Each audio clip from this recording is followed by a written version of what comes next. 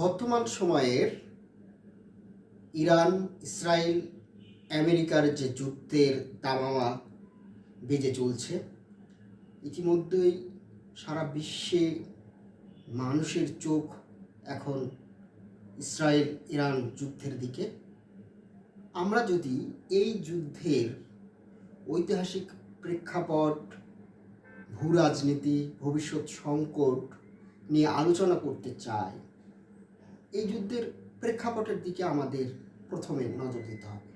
আজকের এই ভিডিওতে আমরা জানব ইসরায়েল, আমেরিকা এবং ইরানের এই যুদ্ধের ঐতিহাসিক প্রেক্ষাপট, ভূ রাজনীতি এবং ভবিষ্যতের সংকট নিয়ে। ইরান একটি প্রাচীন সভ্যতার দেশ, যার সুদীর্ঘ ইতিহাস রয়েছে। এই দেশটির ভূ প্রকৃতি এবং ভূ সম্পদ এবং তেলের সম্পদের দিকে বিশ্বের তাবদের নজর সবসময় ছিল। আমেরিকা কিভাবে ইরানের শত্রু হয়ে গেল? 1953 সালের দিকে মোহাম্মদ মোসাদ্দেকের শাসন আমলের সময়ে তিনি যখন তেলকে ইরানের জাতীয়করণ সম্পদ হিসেবে গণ্য করলেন, ঠিক এই কারণে আমেরিকার বিরাট ভাজন হয়ে গেলেন এবং মোহাম্মদ মোসাদ্দেকের শাসন ক্ষমতাকে পাল্টে দিতে ইরানের ব্রিটেন এবং আমেরিকার গোয়েন্দা সংস্থা তৎপর হয়ে উঠল। ফলশ্রুতিতে একটি গণ অভ্যুত্থানের মাধ্যমে ইরানের সেই মোহাম্মদ মোসাদ্দেকের শাসনের পতন ঘটে এবং আমেরিকার মদতপুষ্ট রিজা পাহলভিকে ক্ষমতায় বসানো হয়। রিজা পাহলভির শাসন সময়ে ইরানকে একটি পশ্চিমা ধাঁচের রাষ্ট্র হিসেবে গড়ে তোলে এবং আমেরিকার আধিপত্য তুমুলভাবে ইরান জুড়ে বিস্তার ছিল। ইরানের তেল সম্পদ থেকে আহরিত যে টাকা, যে অর্থ, তা ইরানের অভিজাত জন্যই ব্যয় হতে থাকত। এর ফলশ্রুতিতে ইরানের মধ্যে এক ধরনের প্রতিক্রিয়া তৈরি হয়। বিশেষ করে যারা ইসলামী সংস্কৃতি এবং মূল্যবোধকে ধরে রাখতে চায়, তারা রিজা শাহ পাহলভিকে ক্ষমতা থেকে সরানোর জন্য এবং আমেরিকার আধিপত্যকে হটিয়ে দেওয়ার জন্য ইসলামী যে আন্দোলন, ইসলামী রিভলিউশনের পথে হাঁটতে থাকে এবং 1979 সালের দিকে এই রিজা শাহ পাহলভির পতন ঘটে। এর আগ পর্যন্ত আমেরিকার সাথে ইরানের একটি মিত্র সম্পর্ক ছিল। ইসলামিক রিভলিউশনের ফলে আয়াতুল্লাহ খামেনি, তিনি ইরানের ধর্মীয় নেতা এবং শাসন ক্ষমতায় চলে আসেন এবং তিনি আসার পরপরই আমেরিকাকে শয়তান রাষ্ট্র হিসেবে ঘোষণা করেন এবং ইসরায়েলকেও তিনি অবৈধ রাষ্ট্র হিসেবে ঘোষণা করেন।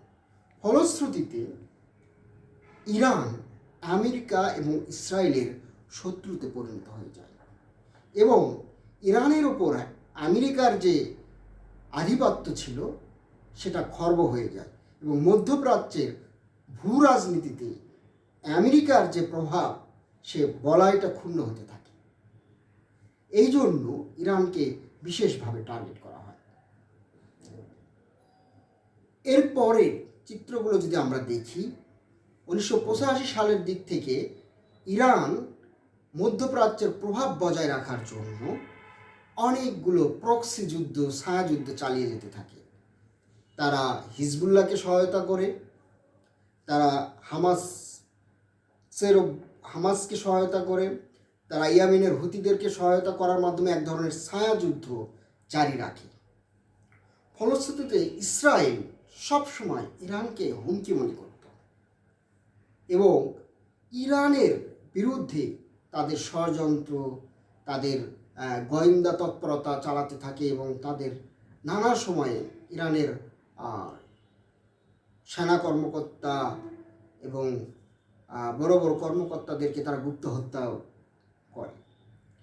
এই যে প্রেক্ষাপট সেটা আরও ঘনীভূত হতে থাকে এবং ছায়াযুদ্ধ থেকে সরাসরি যুদ্ধর যে আবহাওয়াটা তৈরি হলো আমরা দেখলাম 2020 সাল এবং 24 সালের দিকে সরাসরি ইরান এর ওপর ইসরায়েল হামলা করে এবং আমেরিকা এখানে সরাসরি সহায়তা করে, যার ফলে ইরানও পাল্টা প্রতিবাদ হিসেবে ইসরায়েলে হামলা করে।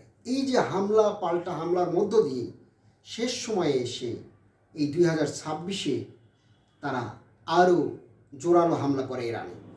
এখানে আমেরিকা মূলত তার মধ্যপ্রাচ্যের ভূ রাজনীতি এবং তেল সম্পদ নিয়ন্ত্রণের জন্য ইরানকে থ্রেট মনে করে এবং ইসরায়েল মনে করে ইরান যদি পারমাণবিক অস্ত্র সক্ষমতা হয় তাহলে ইসরায়েল রাষ্ট্রে টিকে থাকা এবং মধ্যপ্রাচ্যের অন্য অন্য রাষ্ট্রের যে হুমকি হিসেবে ইরানকে দেখা হয়। ফলশ্রুতিতে এই ভূ রাজনীতির প্রেক্ষাপটে মনে করা হয় ইরানকে তাদের পারমাণবিক অস্ত্র থেকে বিরতি এবং এই যে আমেরিকা বিরোধী সরকার তাদেরকে হটিয়ে আবার সে আগের মতো রেজা শাহ পাহলভির যে শাসন ব্যবস্থার দিকে ফিরতে চাচ্ছে এবং কন্টিনিউয়াসলি ইরানের অভ্যন্তরে আমেরিকা এবং ইসরায়েলের মদতপুষ্ট বিভিন্ন অভ্যর্থন পাল্টা অভ্যর্থনের মধ্য দিয়ে যাচ্ছে।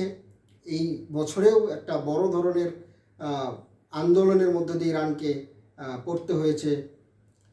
এখন ভবিষ্যতের জন্য ইরান তার অলরেডি প্রতিরোধ ব্যবস্থা হিসেবে মধ্যপ্রাচ্যে যে যে জায়গাগুলোতে আপনার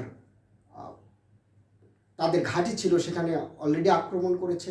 কুয়েত, বাহরাইন, দুবাই, আমেরিকান ঘাঁটিগুলোতে আক্রমণ করেছে।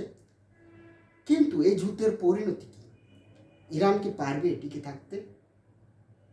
ইরান এখন বর্তমানে তেল পরিবহনের যে প্রধান রুট হরমুজ প্রণালী সেটা বন্ধ করে দিয়েছে, যার ফলে বিশ্ব রাজনীতি এবং বিশ্বের অর্থনীতিতে একটা প্রভাব পড়বে।